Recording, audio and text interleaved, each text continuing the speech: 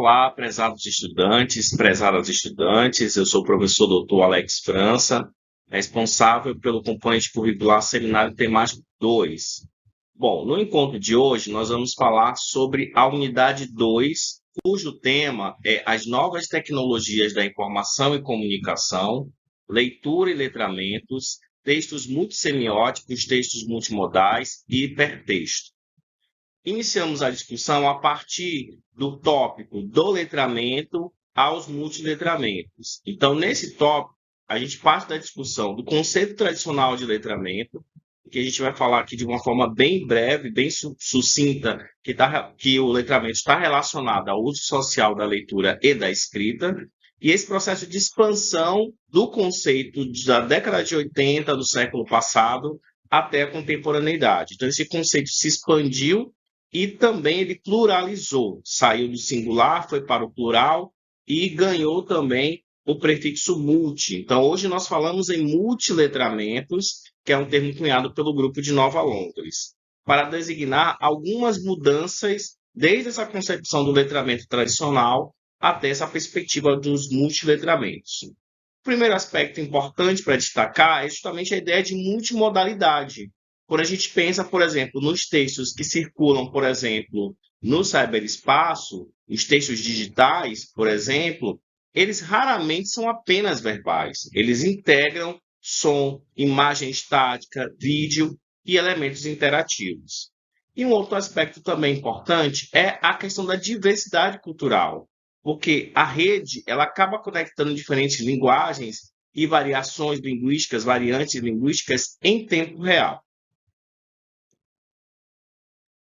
Textos multimodais. Como é que a gente pode definir um texto multimodal? O texto multimodal é quando ele utiliza mais de um sistema de signos para transmitir uma mensagem.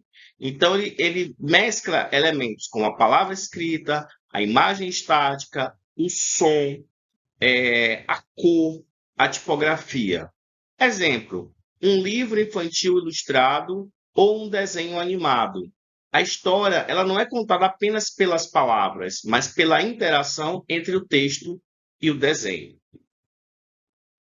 Os textos multissemióticos, quer dizer, a ideia de um texto multissemiótico ela é um mais abrangente, é um termo mais abrangente. E ele é muito utilizado na Base Nacional Comum Curricular porque ele foca justamente nas diferentes semioses, quer dizer, nos diferentes sistemas de significação. Então, refere-se a textos que exigem do leitor a capacidade de integrar sentidos provenientes de diferentes fontes, visual, sonora, gestual e espacial, ao mesmo tempo. Por exemplo, um vídeo no YouTube ou no TikTok. Então, aqui o gesto do apresentador, a música do fundo, as legendas, elas colaboram para o sentido final do conteúdo. Já o hipertexto, ele se refere à estrutura e à forma de navegação, não necessariamente ao conteúdo visual. Então, é um texto expandido que contém nós de ligação, que são os links, e ele quebra a linearidade, início, meio e fim, permitindo que o leitor salte para outros textos, imagens ou vídeos. Então, uma diferença fundamental, enquanto que a multimodalidade foca na mistura de linguagens numa página, o hipertexto ele foca na conexão entre páginas. Então, por exemplo, um artigo no Wikipédia, né? Você vai ter lá o texto que vai falar sobre alguma coisa, e aí várias palavras que tem os links, que você vai poder clicar e ele vai te remeter a uma outra página, a um outro texto. Isso é um exemplo de hipertexto.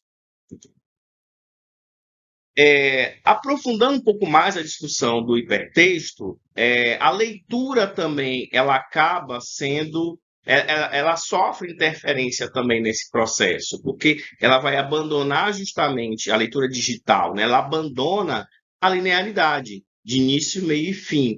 Então, o leitor ele vai poder essa leitura linear, ela vai ser interrompida em vários momentos a partir do momento, em vários momentos a partir da ocasião, da situação na qual o leitor vai clicar num link e ele vai ser remetido a um outro texto. Então, ele sai daquele texto e vai para um outro texto. Então, o leitor ele deixa de ser um receptor passivo para se tornar um navegador. Porque, ao clicar nos links, ele vai construir o seu próprio percurso. exigindo uma maior capacidade de síntese e de seleção das informações. Uma outra questão interessante também para discutir é observar essa relação entre o texto multimodal e a literatura brasileira. Então, a gente vai ver agora dois textos da poesia concreta, que foi um movimento muito importante nas décadas de 50 e 60, principalmente do século passado. Então, a gente vai ver dois textos que vão trazer justamente essa perspectiva da multimodalidade dentro da literatura brasileira. Esse é o primeiro texto, que é o Beba Coca-Cola,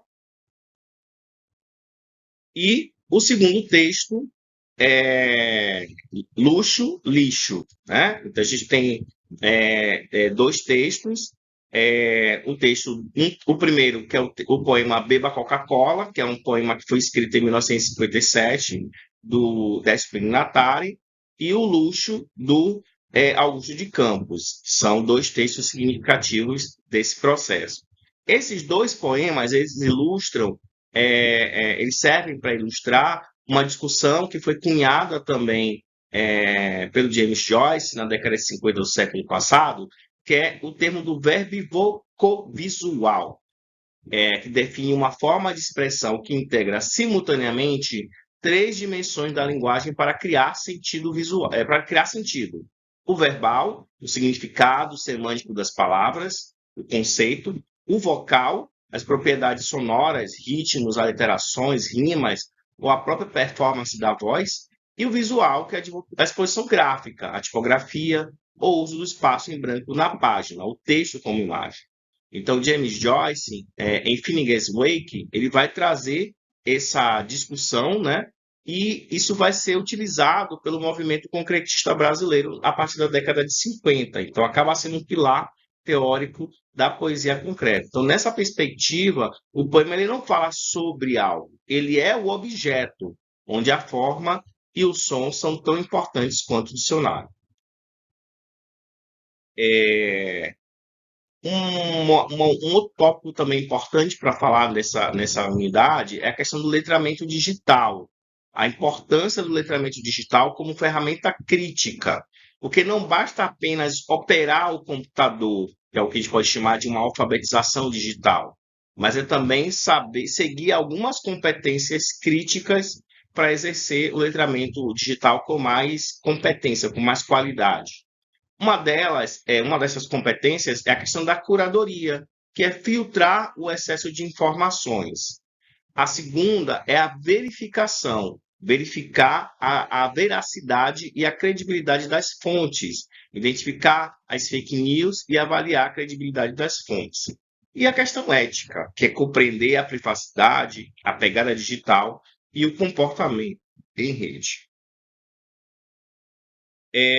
Essa discussão toda também sobre multiletramentos, ela acaba também impactando na educação, principalmente quando a gente vai analisar como os documentos oficiais da educação, ao longo da história, foram introduzindo essa relação com a tecnologia e educação. Se a gente for olhar, por exemplo, os parâmetros curriculares nacionais, lá nos anos 90, na década de 90 do século passado, eles foram os pioneiros ao introduzir as tecnologias como tema transversais. Então, por exemplo, na época, o uso da televisão, o uso do cinema, o uso do rádio. Então, a tecnologia era vista como uma ferramenta de apoio ao ensino e uma forma de preparar o estudante para o mercado de trabalho. Então, por exemplo, a televisão foi muito importante nesse contexto, né? Os cursos, Telecurso 2000, os cursos profissionalizantes. E o foco era a alfabetização tecnológica e o uso de meios de comunicação, como o rádio, a TV, o vídeo, o uso do cinema, o uso de documentário, para a análise crítica da sociedade. Já nos anos 2000, a gente tem as orientações curriculares para o ensino médio. Essas orientações elas aprofundaram a relação entre tecnologias e as áreas do conhecimento, especialmente as linguagens e as ciências. Um dos conceitos-chave desses documentos é a questão dos multiletramentos, justamente a questão dos multiletramentos, porque o documento reconhece que ler no século XXI envolve lidar com textos multimodais, que misturam som, imagem e escrita. E a questão também da abordagem, porque ela incentiva a análise de gêneros digitais, como o e-mail, os chats e os blogs naquela época, né, no início dos anos 2000, e a compreensão das linguagens de programação como forma de expressão cultural. E à medida que o tempo foi passando, a gente vai tendo aí uma ampliação desses gêneros digitais hoje, como, por exemplo, os memes e tantos outros gêneros que surgiram de 2000 para cá. Já a Base Nacional Comum Curricular, a BNCC, que é o documento mais atualizado, ela vai elevar a tecnologia ao patamar de competência geral, a competência 5, cultura digital.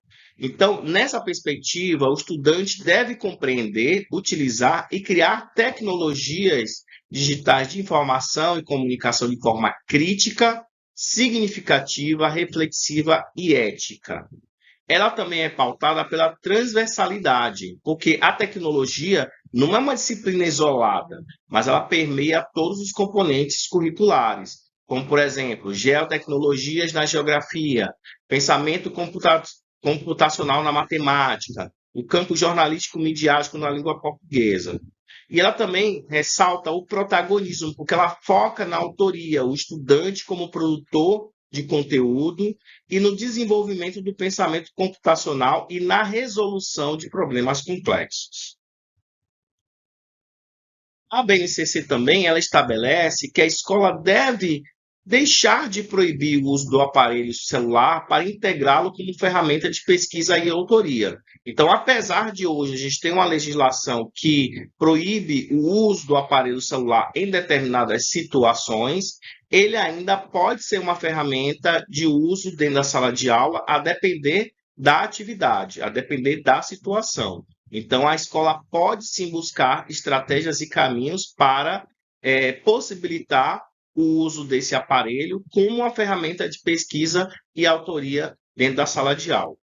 Trabalhar também com o campo jornalístico midiático, capacitando o estudante para produzir conteúdos diversos, como, por exemplo, vídeos, podcasts, memes, de forma ética.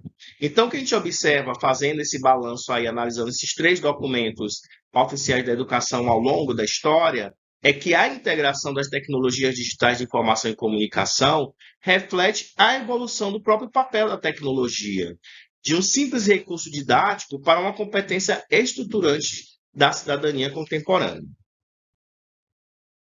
Agora, a gente tem alguns desafios também, como, por exemplo, a questão da fenda digital. Então, é impossível falar de novos letramentos sem mencionar a exclusão. Então, quando se fala de fenda digital, é justamente a falta de acesso a dispositivos ou internet de qualidade que reflete justamente, né, a própria realidade desigual do Brasil. Então, se cria um novo abismo social entre aqueles que utilizam a tecnologia para criar conhecimento e aqueles que são apenas consumidos pelos algoritmos. Então, a escola também precisa estar atenta a essa questão. Bom, aqui são algumas das referências. O que eu estou trazendo aqui é uma forma muito sintética do que vocês vão encontrar nos textos indicados para a segunda unidade. Então, mais uma vez, reforço a sugestão da leitura dos textos que foram delimitados, que foram definidos para essa segunda unidade, e também a realização das atividades avaliativas, porque aí vocês conseguem reforçar essa aprendizagem. E também vocês podem exercitar a pesquisa de outras informações que vocês tenham interesse. Agradeço a atenção e desejo um bom trabalho para vocês, bons estudos e até o próximo encontro.